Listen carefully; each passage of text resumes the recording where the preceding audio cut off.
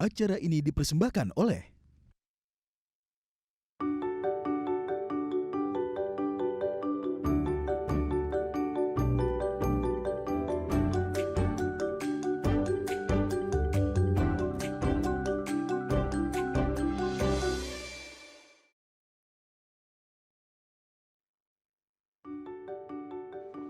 Halo pemirsa, apa kabar Anda hari ini? Senang sekali saya Raden Madlias dapat kembali menemani Anda dalam sebuah program talk yang inspiratif. Ini dia Bincang Sehati.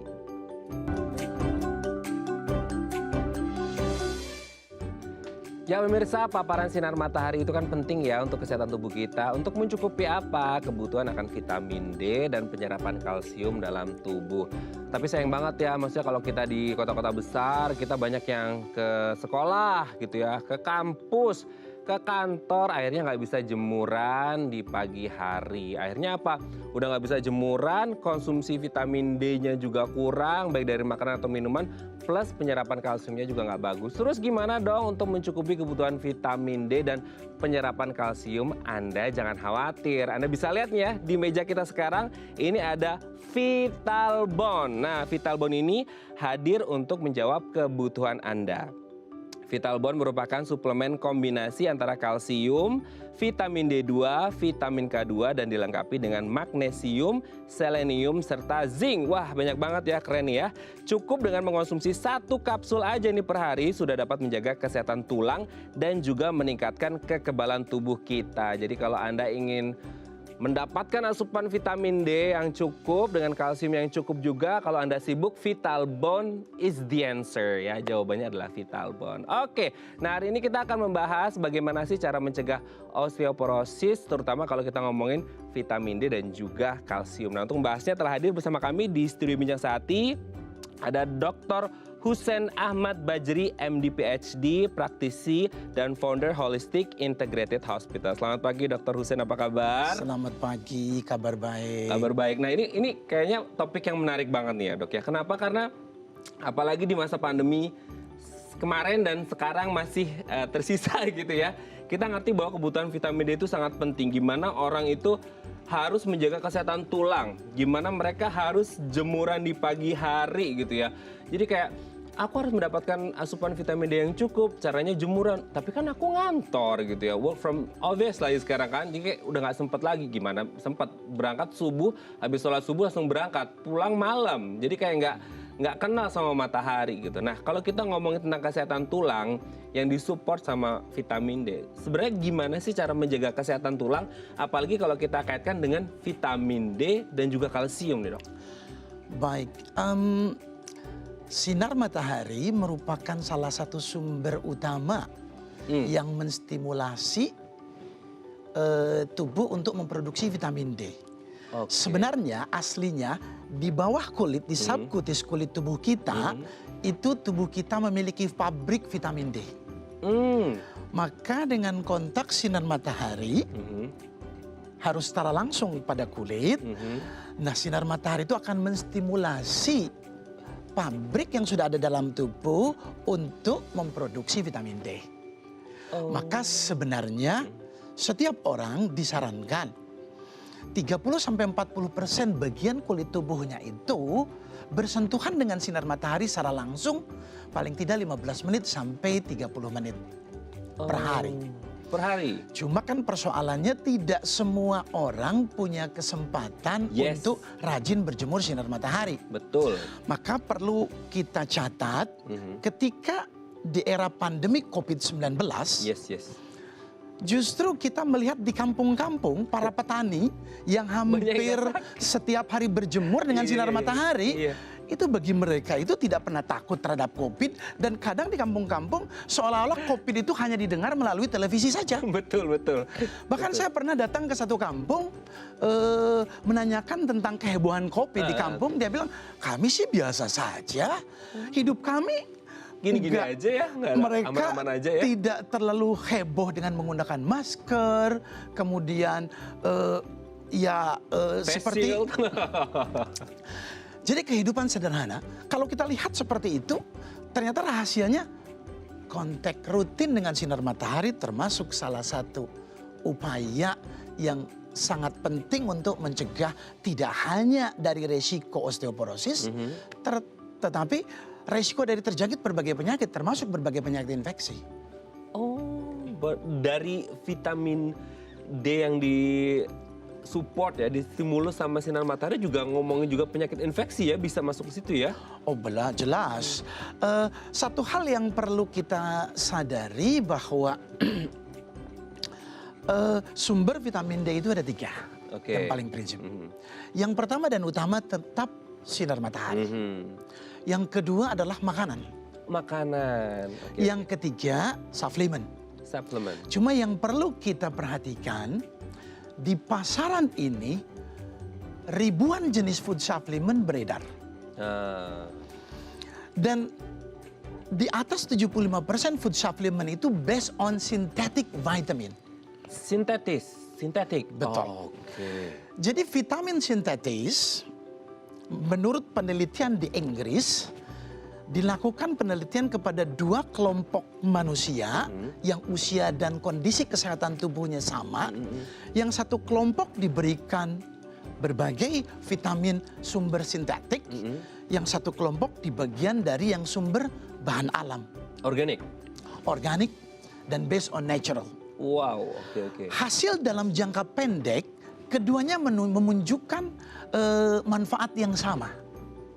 Tetapi dalam jangka panjang yang diberikan berbagai multivitamin sintetik justru menghasilkan toksik lebih banyak dalam tubuhnya. Numpuk ya. Maka sebenarnya dalam jangka panjang seringkali berbagai vitamin sintetik itu cuma menambah toksik dalam tubuh kita. Aduh, nggak bagus ya. Berarti benar-benar harus cari yang organik, yang natural base ya. Harus benar-benar selektif sekali memilih produk. Nah, hari ini kita udah spill tipis ya, produk apa yang natural base gitu ya.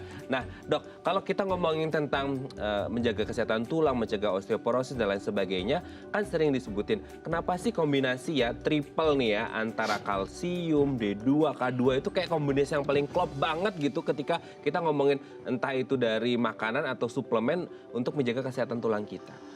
Baik, satu hal yang perlu kita sadari bahwa tidak cukup kita dengan hanya rajin mengkonsumsi kalsium. Bahkan banyak ibu-ibu kepengen tidak osteoporosis dengan rajin mengkonsumsi kalsium dosis tinggi. Oh, oke. Disadari atau tidak, kita harus memahami bahwa bukan dosis yang tinggi yang kita konsumsi yang menentukan kesehatan dalam tubuh kita. Tetapi seringkali kalsium yang kita rutin masukkan ke tubuh kita cuma menambah beban dan memunculkan resiko terjadi penumpukan. Apabila numpuk di ginjal, dia jadi batu ginjal. Dan apabila dia numpuk di otot juga justru berisiko tinggi terhadap elastisitas organ tersebut. Bahkan menumpuk di pembuluh darah itu bisa jadi pemacu aterosklerosis atau pengerasan dinding pembuluh darah yang jadi pemacu berbagai penyakit jantung. Nah, kenapa harus dikombinasi dengan vitamin D? Vitamin D tugasnya adalah dia menstimulasi kalsium, agar dimanfaatkan oleh tubuh secara optimal. Dan apabila seseorang memiliki kandungan vitamin D yang cukup dalam tubuhnya, maka tidak membutuhkan kalsium tinggi yang kita konsumsi tambahan dari luar. Karena justru vitamin D itu akan mengoptimalkan makanan-makanan yang mengandung kalsium dari makanan yang rutin kita makan menjadi sumber kalsium utama yang diserap ke dalam tubuh. Nah, kenapa harus dikombinasi dengan vitamin K? Nah, itu dia. K2. Kadang-kadang pertanyaannya, kalau kalsium sama vitamin D aja gimana gitu tanpa vitamin K gitu. Nah, vitamin K itu ibarat homostatis, penyeimbang, dan dia menentukan arah yang benar agar kalsium yang kita makan benar-benar diserap untuk kebutuhan tulang. Tidak salah alamat masuk ke dalam organ vital yang seperti paru, seperti pembuluh darah. Bisa bahaya itu? Justru kalau kita kalsium salah arah numpuk di pembuluh darah justru akan menumpukan kalsium deposit. Pembuluh darah kita jadi mengeras, plak akan terbentuk, dan itu muncullah penyakit jantung koroner. Numpuk di ginjal, jadi batu ginjal. Bahkan termasuk beresiko tinggi terbentuknya hiperkalsemia. Terjadi penumpukan kalsium yang berlebih. Jadi vitamin K ini sebenarnya untuk menjaga keseimbangan dan juga agar kalsium yang kita konsumsi itu tidak salah alamat.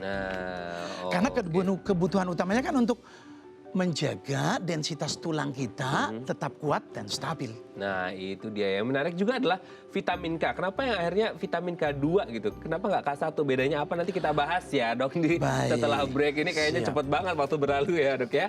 Oke pemirsa, kalau ada punya pertanyaan seputar tema kita hari ini boleh ya di 021 290 3244 atau DM Instagram kami di @daifamily. Kami akan kembali saat lagi.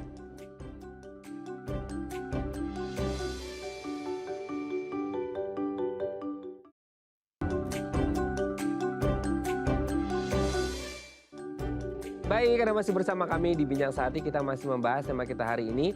Gimana sih cara mencegah osteoporosis dengan vitamin D dan juga kalsium? Kalau Anda punya pertanyaan boleh ya di 021 290 3244 atau DM Instagram kami di @daifamily. Kita masih bersama dengan Dr. Hussein Ahmad Bajri, MD PhD, praktisi dan founder Holistic Integrated Hospital. Oke, Dr. Hussein, kita lanjut lagi.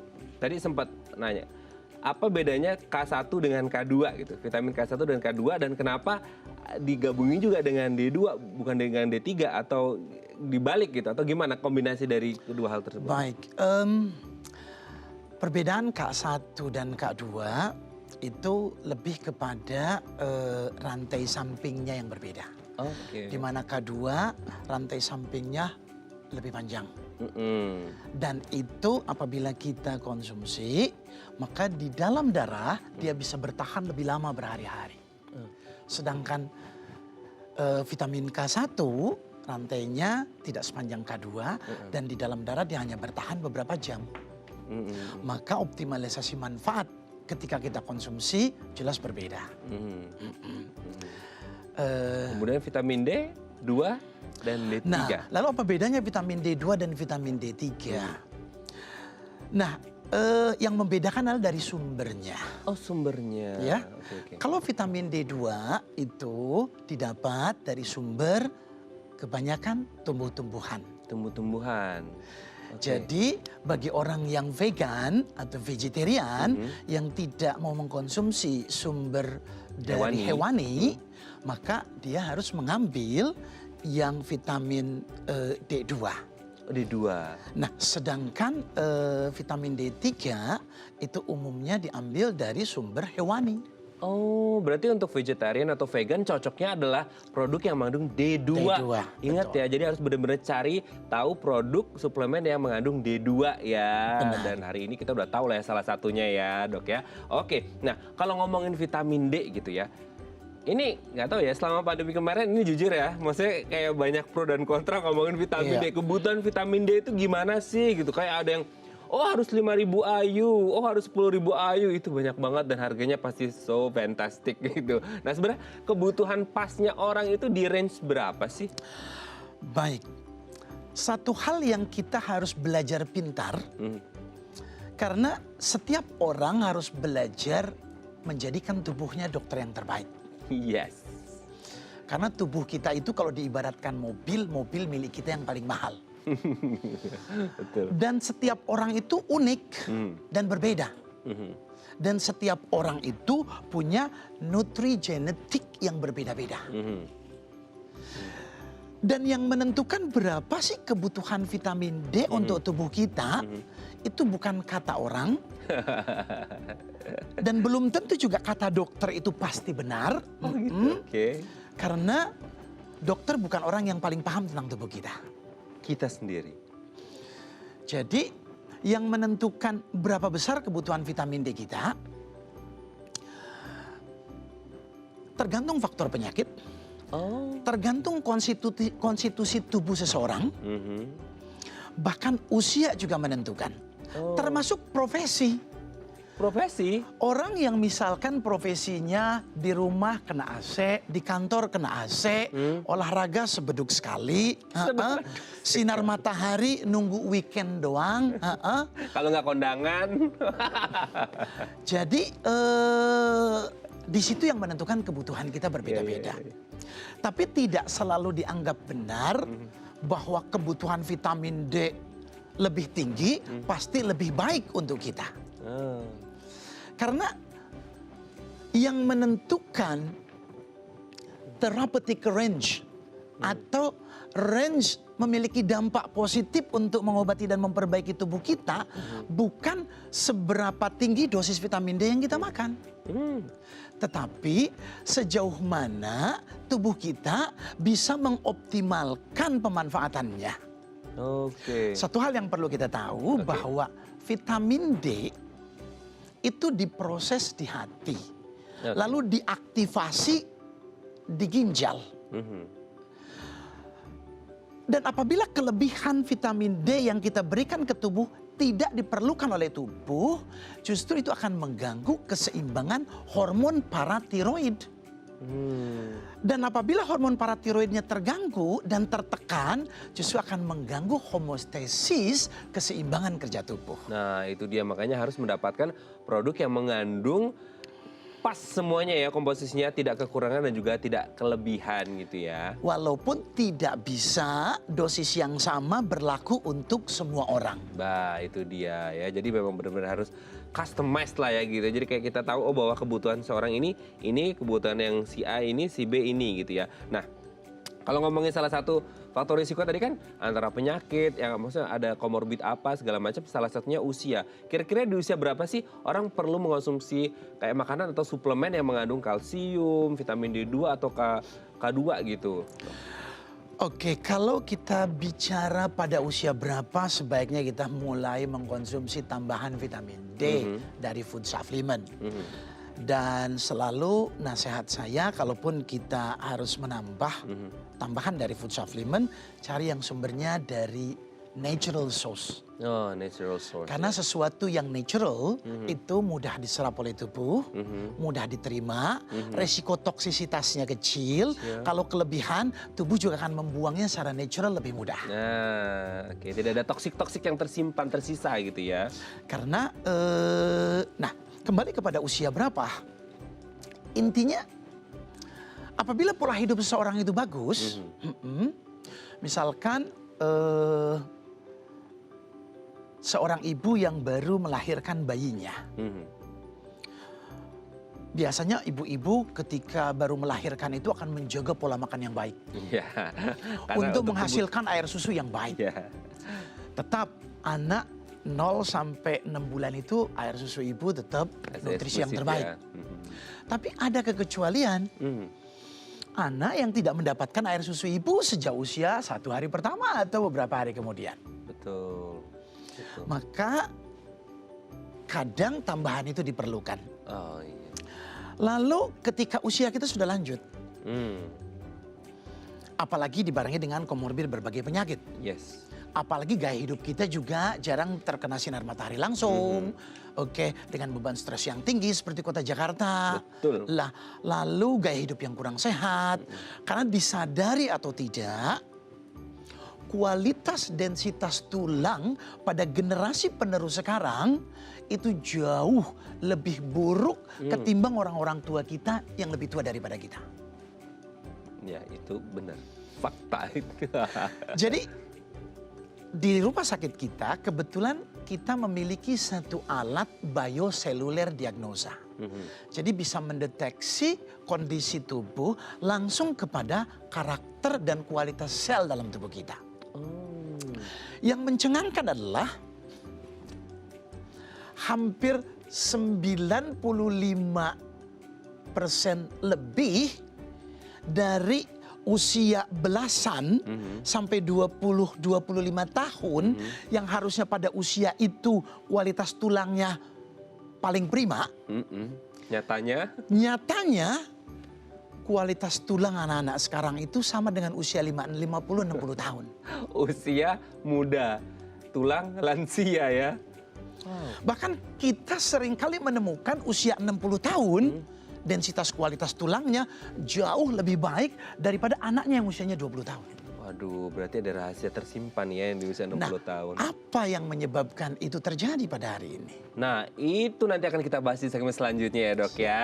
Oke pemirsa, ini menarik banget, ada rahasia yang akan dibongkar oleh Dr. Hussein nanti ya. Nah kalau Anda punya pertanyaan boleh ya di 021 290 3244 atau DM Instagram kami di @theifamily. Kami akan kembali saat lagi.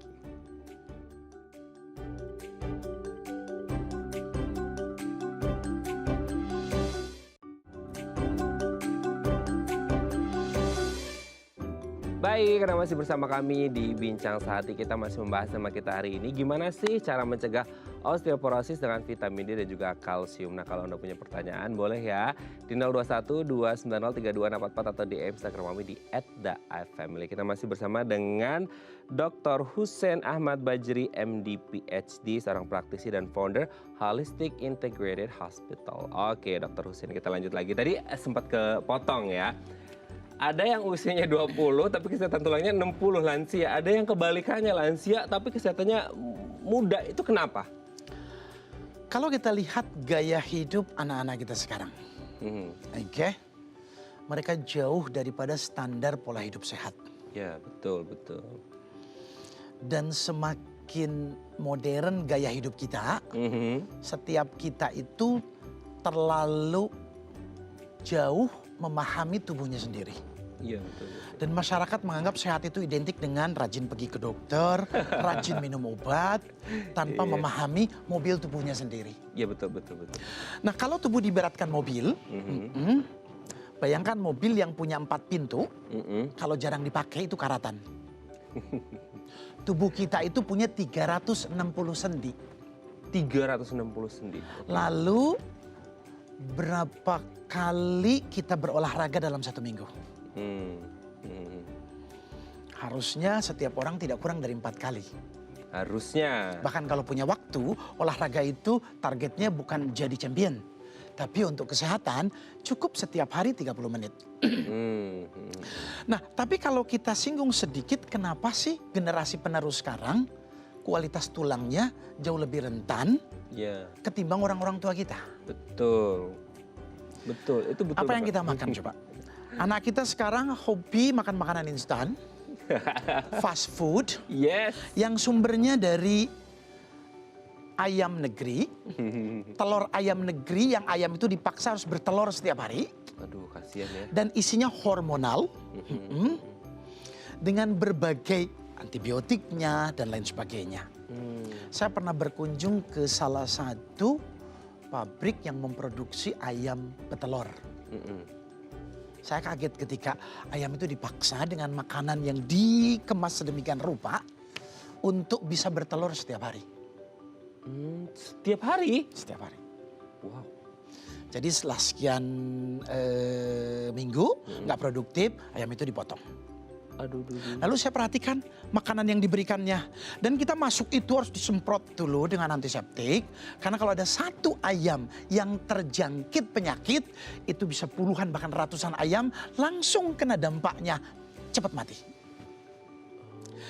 Jadi generasi penerus kita sekarang, anak-anak kita sekarang mengkonsumsi ayam yang usianya pendek. Karena ayam sekarang 3 minggu siap potong. Ayam kampung 6 bulan.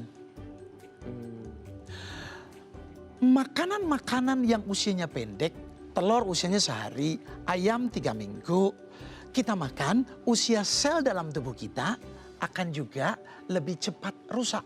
Oh, iya. Karena itu akan berpengaruh langsung kepada genetik tubuh kita. Maka saya seringkali menemukan anak-anak sekarang itu pertumbuhannya tinggi-tinggi, keren-keren. Kayak orang bule orang bilang. Tapi usia 30 sudah reot kayak usia 60 tahun. Dan apabila jatuh anak-anak sekarang itu jauh lebih mudah patah tulang ketimbang orang-orang tua kita dulu. Bahkan belum lama ini kami kedatangan seorang pasien usia 8 tahun. Pertumbuhannya kecil dan sudah 15 kali menjalani operasi patah tulang. Ya ampun. Jadi jatuh sedikit aja itu patah. Karena itu masuk kategori penyakit osteogenetik imperfecta. Oh. Jadi memang genetik tubuhnya tidak mampu memproduksi dan menyerap kalsium dengan baik.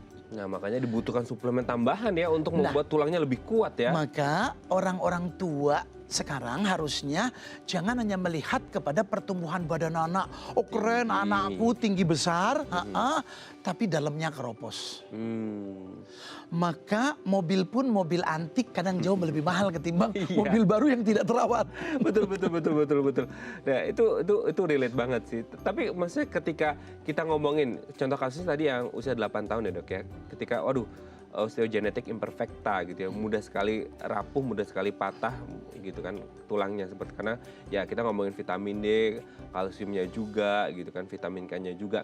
Apa sih risiko jangka panjangnya ketika mungkin dari awal baik-baik nih gitu ya, mungkin dalam masa pertumbuhan masih oke nih gitu keadaan tulangnya gitu, tapi akhirnya kekurangan tuh kalsium, vitamin D2, vitamin K2 dan lain sebagainya, entah itu dari makanan, entah itu dari suplemen dia tidak konsumsi, apa sih efeknya? Jadi kayak kita biar waspada supaya kalau efeknya kayak gitu, mulai sekarang aku harus makan atau konsumsi suplemen yang mengandung kalsium, vitamin K2 dan D2 gitu. Baik, satu hal yang perlu kita tahu bahwa vitamin D itu bukan sekedar vitamin. Bahkan satu-satunya vitamin yang memiliki fungsi sebagai hormonal dalam tubuh kita. Dan kehebatan vitamin D ini, dia bersifat sebagai hormon dalam tubuh kita yang memiliki reseptor hampir di semua sel dalam organ tubuh kita. Maka pada prinsipnya untuk memiliki fungsi organ tubuh yang baik, organ itu harus mendapatkan vitamin D secara rutin dan teratur. Dari sumber manapun. Dan kalau kita merasa gaya hidup kita memang tidak sehat, ya kita butuh tambahan suplemen. Betul. Oke. Tapi kalau semisal nih, orang, ya ini bukan aku nakutin ya Dok ya, ini kan sebagai supaya awareness kita terbuka nih. Kalau akhirnya kekurangan kalsium, vitamin D, vitamin K, terus akhirnya mengalami osteoporosis gitu ya, itu bisa nggak sih kembali lagi kondisi tulangnya? Tubuh manusia punya kehebatan yang luar biasa. Aslinya tubuh manusia tuh self repairing. Kalau rusak dia memperbaiki sendiri. Oh iya. Yang perlu kita catat, ada nggak bahan baku untuk perbaikannya? Nah itu dia, intake-nya ya. Kebodohan kita ketika sakit, ketika mengalami kekurangan, karena kita itu seringkali lebih banyak mengobati hasil laboratorium ketimbang mengobati tubuh. Sibuk kalau hasil lab kita nih ada yang tinggi cepat turunin, ada yang kurang cepat naikin. Dan semuanya hanya dipaksa dengan teori obat tanpa memikirkan nih bahan baku yang kita berikan dalam pola hidup dan pola makan kesehariannya itu memenuhi syarat apa tidak. Nah itu dia.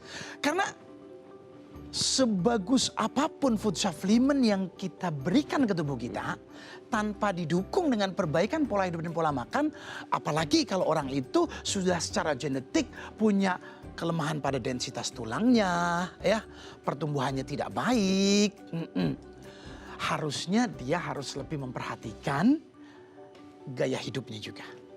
Maka yang menentukan bukan seberapa banyak food supplement yang kita makan. Tapi otomatis kita harus mencari food supplement yang sumbernya jauh lebih baik, based on natural, yang lebih mudah diterima dan sinergi dengan tubuh. Tetapi juga kita harus memperbaiki pola hidup dan pola makan kita. Nah oke, berarti kan memang salah satu kuncinya adalah penting untuk menemukan kalau kita harus mengkonsumsi suplemen itu yang benar-benar baik ya, entah itu dari kalsiumnya, D2-nya ataupun K2-nya. Ini bagi-bagi tips tipis nih ya Dok ya untuk pemirsa. Cara menemukan produk yang pas dan oke untuk tubuh kita supaya kecukupan kalsium, D2, K2-nya pas dengan natural source yang oke nih, nggak menyisakan toksik itu gimana? Sebenarnya sederhana sekali ya. Food supplement yang ada di pasaran itu ada yang memang sumbernya sintetis, ada yang sumbernya natural. Yang sumbernya natural biasanya lebih mahal dari yang sintetik. Itu sudah otomatis. Karena lebih susah didapat. Untuk mendapatkan dosis tertentu dia harus dari sumber yang lebih banyak. Kalau sintetik itu kan dia hanya memikirkan, oh yang penting struktur kimianya sama. Yang penting efek jangka pendeknya kelihatan. Perlu kita pahami, vitamin C saja itu bisa diproduksi dari gula pasir. Oh ya? Nah, sedangkan kebutuhan tubuh akan vitamin itu tidak selalu banyak. Tetapi kita harus melihat kualitasnya yang bisa dimanfaatkan secara maksimal oleh tubuh. Yang kedua, kita juga harus melihat sejauh mana kondisi pencernaan tubuh kita. Betul. Seberapa banyak pun vitamin D yang kita masukkan ke tubuh, ketika sistem penyerapannya tidak bagus, ya tidak optimal dimanfaatkan oleh tubuh. Apalagi vitamin D itu vitamin yang larut dalam lemak. Ya, betul. Maka itu akan sangat bersentuhan erat prosesnya, dengan kesehatan flora normal di sistem pencernaan kita. Oke. Jadi memang benar-benar harus teliti gitu ya untuk menemukan suplemen yang tepat, kalau bisa yang natural source ya, natural base, supaya aman untuk tubuh kita. Jadi sekarang pemirsa, Anda harus mulai mengulik-ngulik nih ya, kalau Anda butuh suplemen harus yang natural source. Oke, nanti kita lanjut lagi ya dok ya. Oke pemirsa, kalau Anda masih punya pertanyaan boleh ya di 021 290 3244 atau DM Instagram kami di @daifamily. Kami akan kembali saat lagi.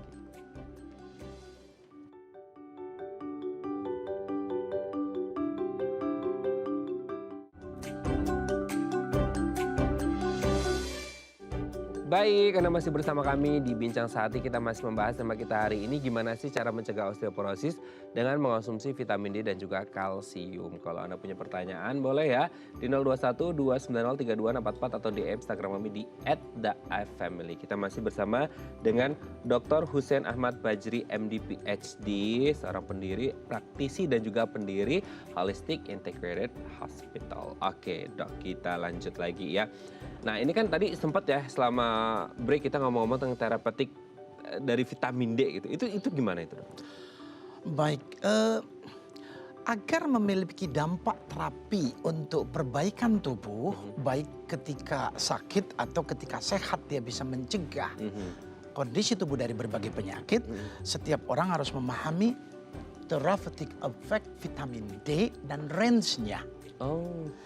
Maka setiap orang kebutuhannya bisa berbeda-beda. Betul. Banyak faktor yang membedakan ya, seperti yang sudah saya sampaikan tadi. Tapi kalau kita lihat menurut Endocrine Society, therapeutic range vitamin D yang dianjurkan itu 40 sampai 60 nanogram per mililiter di dalam darah. Oke. Maka seseorang cukup mungkin dengan kebutuhan 1000 IU atau seseorang kebutuhannya mungkin 3000 sampai 4000 international unit. Betul. Bahkan ada orang dengan kondisi tertentu mungkin kebutuhannya 10.000 international unit atau lebih. Cuma kalau range yang sudah dikonsumsi itu di luar anjuran dengan dosis tertentu, itu disarankan harus dengan advice dokter dan kontrol dokter. Nah, untuk memahami berapa sih kebutuhan kita yang perlu kita konsumsi setiap hari untuk pencegahan paling tidak. Betul. Yang pertama yang perlu kita lakukan adalah kita harus lakukan pemeriksaan laboratorium dulu. Kandungan vitamin D dalam tubuh kita ini berapa? Nah, yang perlu dicatat, kebanyakan orang Indonesia dia mengalami defisiensi berat vitamin D dalam tubuhnya. Wow, defisiensi berat lagi ya. Defisiensi berat. Padahal kita nih tinggal di negara Padahal tropis kita ya. di negara tropis, betul. Harusnya itu bisa terjadi pada mereka-mereka yang memang sinar mataharinya Di Eropa sana tidak gitu sebanyak yang kita miliki. Tapi Indonesia di ASEAN, termasuk yang vitamin D defisiensinya terpuruk. Mungkin ini bisa disebabkan karena gaya hidup atau kehidupan di kota yang sudah polluted, yang sudah sangat polusi. Betul. Nah, inti yang perlu kita pahami adalah lakukan secara rutin pemeriksaan vitamin D secara laboratorium. Paling tidak 2 atau 3 bulan sekali. Agar kondisi vitamin D di dalam darah itu paling tidak berada pada range yang dianggap mendukung kondisi imun sistem tubuh kita. Karena range yang dianjurkan itu secara umum sebetulnya 40 sampai 100 nanogram per ml. Nah, walaupun tiap orang tergantung aktivitasnya. Kembali kalau kita memang merasa gaya hidup kita jarang terpapar sinar matahari, pola hidup sehat kurang mendukung. Yang pertama ya kita harus menyempatkan waktu bisa berjemur walaupun cuma 10 atau 15 menit. Udah cukup itu ya? Sebenarnya manfaat sinar matahari itu begitu dahsyatnya. Kalau kita sadar, anak muda khususnya, berjemur 10 menit, antara jam 9, jam 10, terutama UVB, itu bisa menghasilkan 10.000 international unit.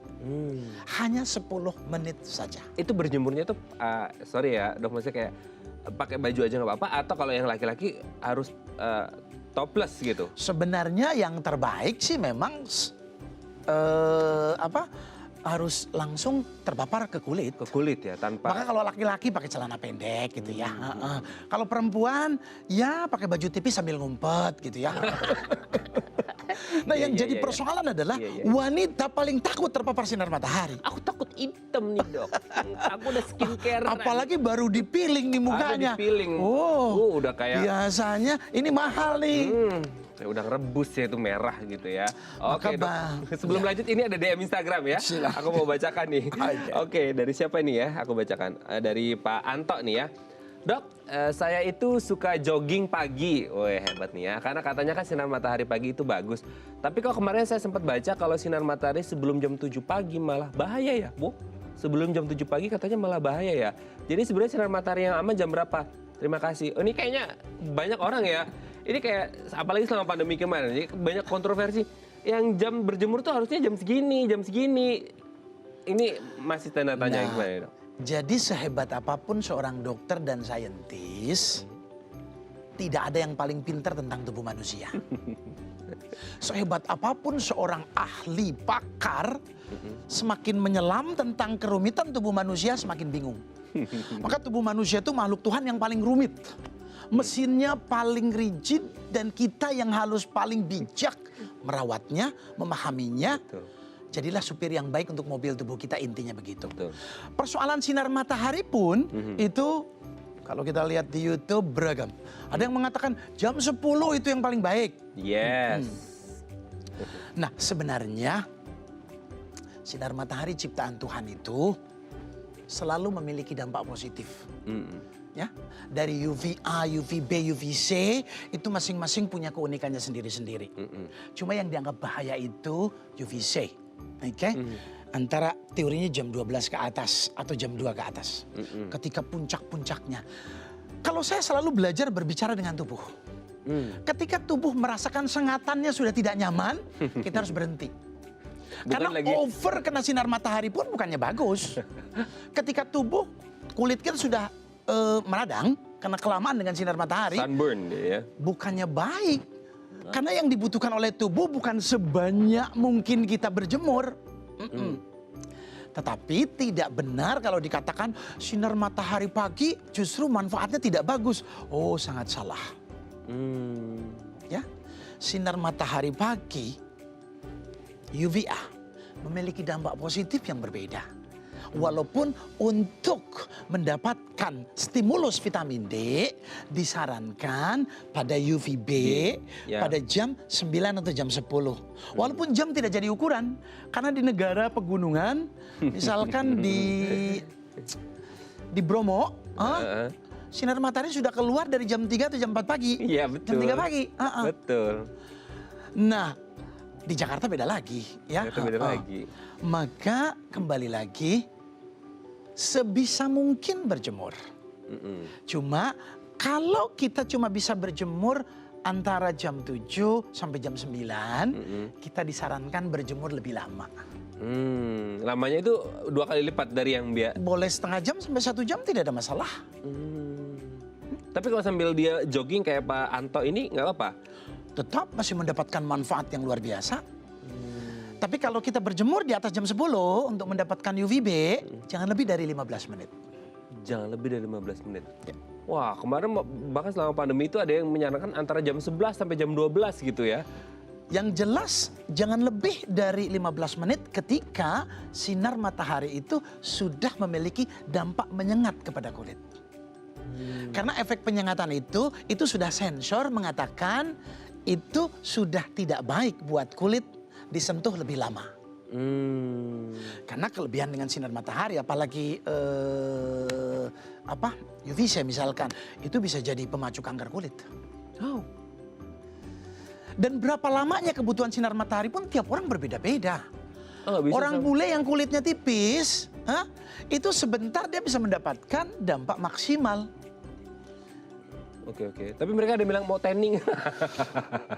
Tapi misalkan orang yang kulit sawo matang, itu kita di tengah-tengah, ya. Karena range kulit pun 1 sampai 6 kita hitung. Ya. Nah, kita ini orang Asia itu antara di angka 3-4 sebetulnya. Tapi orang hitam, dia harus lebih lama. Nggak nambah hitam nanti, Dok. Nggak Karena memang ya. daya tembus kemampuan sinar matahari untuk menstimulus vitamin D itu berbeda. Maka kita harus kontrol kulit kita masuknya kategori yang mana.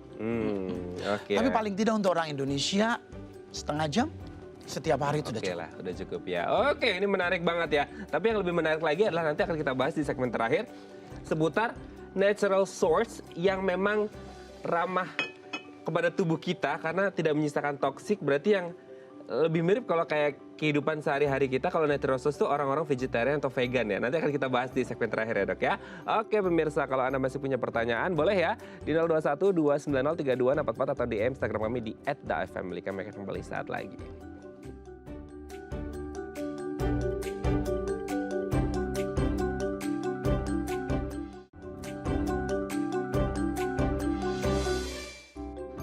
Baik, Anda masih bersama kami di Bincang Sehati. Kita masih bersama dengan Dr. Hussein Ahmad Bajri, MD PhD, praktisi dan juga founder dari Holistic Integrated Hospital. Nah, pemirsa, dari tadi kan kita sudah bahas ya dengan Dr. Hussein bahwasanya menjaga kesehatan tulang itu menjadi sangat penting. Nah, salah satu cara yang bisa kita lakukan adalah dengan mengonsumsi yang ada di depan kita ini. Nah, pemirsa, cara memelihara kesehatan tulang selanjutnya bisa dilakukan dengan mengonsumsi suplemen tambahan seperti suplemen Vital Bone yang mengandung kombinasi kalsium, vitamin D2 dan vitamin K2 dan dilengkapi dengan magnesium, selenium dan zinc. Wah, ini banyak banget ya.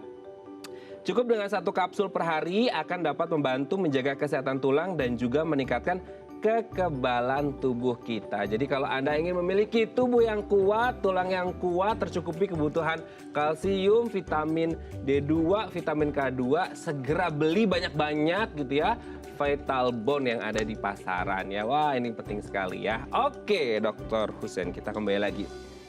Kan kalau ngomongin seperti Vital Bone gitu ya, ini kan katanya vegan friendly ya gitu ya, vegetarian friendly gitu. Nah, kenapa akhirnya yang vegan friendly atau vegetarian friendly ini baik untuk kesehatan tubuh kita gitu? Baik, sebenarnya vitamin D yang sumbernya vegan itu tidak banyak di pasaran. Oh, tidak banyak ya, berarti ini oke dong gitu ya. Dan ini salah satu yang bisa diandalkan dan diunggulkan bagi mereka-mereka yang vegan. Keren. Yang kedua, memang segala sesuatu yang sumbernya natural dari bahan alam lebih sinergi dengan tubuh, lebih harmonis, tidak mengganggu homeostasis tubuh kita. Walaupun tetap harus diimbangi dengan gaya hidup yang baik. Betul. Karena tetap apapun persoalannya, apakah kita mau mengobati penyakit, apakah kita mau memperbaiki kekurangan vitamin D, apakah kita mau mencegah dari berbagai penyakit, kunci masalahnya adalah perbaiki pola hidup dan pola makan. Jika diperlukan, tambahan food supplement diperlukan. Kenapa? Karena hampir semua makanan yang kita makan tuh sekarang toksik. Mana makanan yang tidak beracun sekarang? Buah diracun, sayur diracun, semua produk hewani sudah hormon diberikannya. Beras juga diracun, saking beracunnya kadang-kadang hamanya pun berlari jauh-jauh menghindari tanaman padi di lingkungan kita. Jadi hamanya tahu mana yang sehat, kita yang kurang sensitif memahami itu. Dan kita bersedia untuk diracuni ya. Malah kalau kita lihat lebih pintar lebah, dia tidak akan nyaman tumbuh di area pertanian yang memang menggunakan berbagai pupuk kimia dengan masif. Bahkan teorinya 1-2 kilometer apabila lebah itu bersarang dan ada area yang disemprot dengan berbagai pupuk kimia, dia akan lari. Bayangkan petaninya ngisep setiap saat. Maka tidak salah kalau sekarang banyak penyakit yang muncul di kota, di kampung juga mendominasi. Oh gitu ya. Jarang dulu orang kampung kena cancer. Iya, betul. Jarang dulu orang kampung kena penyakit diabetes mellitus. Sekarang nggak beda. Oh, karena terpapar terus gitu ya, Dok ya? Satu, karena dia terpapar dengan berbagai toksik. Dan ini memang membutuhkan upaya pemerintah untuk mengembangkan pertanian organik. Betul. Tapi yang jelas kalau ada suplemen tambahan yang memang sumbernya natural, organik, itu jauh lebih baik. Jauh lebih baik ya. Jadi memang untuk mengantisipasi hal-hal yang kayaknya kita sulit untuk menghindari karena buah, sayur, bahkan beras dan lain sebagainya sudah banyak yang mengandung toksik.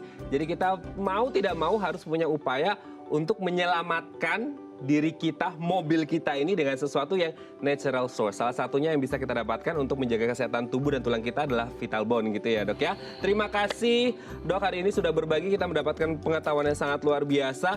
Sebenarnya banyak yang kita bahas tapi waktu juga membatasi kita. Next time kita harus ngobrol lagi ya. Kita harus jaga kesehatan tulang kita dengan baik. Terima kasih Dok, sehat selalu dan salam untuk teman-teman ya di sana. Oke pemirsa, itu tadi perbincangan kita dengan Dr. Hussein, semoga bermanfaat ya. Sarah Madlia Smith, sampai jumpa dan selamat kembali beraktivitas. Terima kasih.